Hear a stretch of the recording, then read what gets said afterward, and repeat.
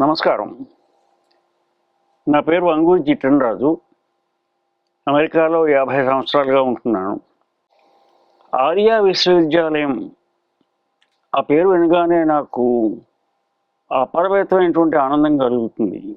ఒక స్నాతకోత్తర స్థాయిలో డిగ్రీ అంటే పట్టా అందిస్తూ అనేక మంది విద్యార్థులకి మన సారస్వత సంపదని అరిచేతుల మీద పెట్టి అందిస్తున్నటువంటి విశ్వవిద్యాలయం అమెరికాలో ఆర్య విశ్వవిద్యాలయం.